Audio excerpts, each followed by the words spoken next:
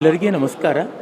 ವೈಶಾಖ ಶುದ್ಧ ಪಂಚಮಿ ಶಂಕರ ಭಗವತ್ಪಾದರ ಜನ್ಮದಿವಸ ಅಂತ ಲೋಕವಿಖ್ಯಾತವಾದದ್ದು.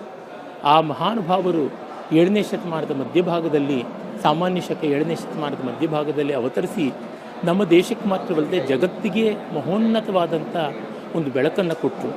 ಅವರು ಹೇಳಿದ್ದು ಹೊಸತಲ್ಲ, ಆದರೆ ವೇದೋಪನಿಷತ್ತುಗಳಲ್ಲಿ ಅಡಕವಾದದ್ದು ಎಷ್ಟೋ ಜನರಿಗೆ ಗೊತ್ತಾಗದೆ ಆ ಮೂಲಕ ತಪ್ಪು ತಿಳುವಳಿಕೆಯಿಂದ, ಅಜ್ಞಾನದಿಂದ, ಕಷ್ಟದಿಂದ ಒದ್ದಾಡ್ತಾ ಇದ್ದಾಗ ಅವರು ಇದಮಿತ್ತಂ ಅಂತ ಆ ತತ್ವವನ್ನು ನಿರೂಪಣೆ ಮಾಡುವ ಮೂಲಕ ಜಗತ್ತಿಗೆ ಸರ್ವಕಾಲದ ಸರ್ವದೇಶಗಳ ಶಾಂತಿ ಸಮಾಧಾನಕ್ಕೆ ಕಾರಣರಾದರು. ಈ ದೃಷ್ಟಿಯಿಂದ ನಿಜವಾಗಿ ಜಗದ್ಗುರು, ಲೋಕಗುರು ಅಂತಂದರೆ ಭಗವತ್ಪಾದರು.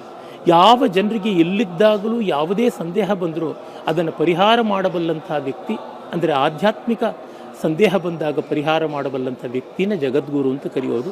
ಅವರು ಆತ್ಯಂತಿಕವಾಗಿ ಅಜ್ಞಾನದ ನಿವಾರಣೆಗೆ ಏನು ಬೇಕು, ಅಜ್ಞಾನ ಅಂದರೆ ಏನು, ಭಯ, ಶೋಕ, ಮೋಹಗಳನ್ನು ಆವರಿಸಿಕೊಂಡಂಥ ಸ್ಥಿತಿ ಅಜ್ಞಾನ. ಈ ಅಜ್ಞಾನದಿಂದಲೇ ಭಯಶೋಕ ಮೋಹಗಳು, ಭಯಶೋಕ ಮೋಹಗಳಿಂದಲೇ ನಮಗೆ ಈ ಅಜ್ಞಾನ ಬಂದಿರುವುದು. ಹೀಗಾಗಿ ಈ ಅಜ್ಞಾನವನ್ನು ನಿವಾರಣೆ ಮಾಡಿಕೊಂಡಾಗ ತತ್ಕ್ಷಣ ನಾವು ಸಚ್ಚಿದಾನಂದ ಘನ, ನಮಗಿಂತ ಬೇರೆ ಇದ್ದಿಲ್ಲ, ಈ ಜಗತ್ತಿನಲ್ಲಿ ಯಾವುದೂ ಎರಡನೇ ವಸ್ತುವಿಲ್ಲ, ಮೇಲು ಕೀಳಿಲ್ಲ, ಲಿಂಗ, ಮತ, ಜಾತಿ, ದೇಶ, ಕಾಲ, ವಯಸ್ಸು, ಸ್ಥಾನ, ಮಾನ ಯಾವುದರ ಭೇದವೂ ಇಲ್ಲದ ಸಚ್ಚಿದಾನಂದ ಘನ ಪರತತ್ವ ಅಹಂ ಬ್ರಹ್ಮಾಸ್ಮಿ ಭಾವ ಬರುತ್ತದೆ ಎಂದ್ರಲ್ಲ, ಇದು ತುಂಬ ದೊಡ್ಡದು. ನಿಜವಾದ ವಿಶ್ವ ಸಮನ್ವಯ ಇದೆ. ಅದನ್ನು ಕೊಟ್ಟಂಥ ಮಹಾನುಭಾವರು. ಅದನ್ನು ನಮ್ಮ ನಾಡಿನಲ್ಲಿ ಮತ್ತೆ ಬೆಳೆಸಿ ಅಭಿವೃದ್ಧಿ ಮಾಡಿದ ಸ್ವಾಮಿ ವಿದ್ಯಾರಣ್ಯರ ಜಯಂತಿ ಕೂಡ ಇನ್ನು 2 ದಿವಸಕ್ಕೆ ಬರುತ್ತೆ, ಸಪ್ತಮಿ. ಅದನ್ನೂ ಜನ ಆಚರಣೆ ಮಾಡಬೇಕು.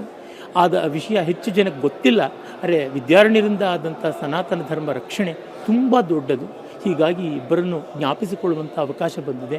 ಅದನ್ನು ನಾವು ಸದುಪಯೋಗ ಮಾಡಿಕೊಳ್ಳಬೇಕು. ನಮಸ್ಕಾರ.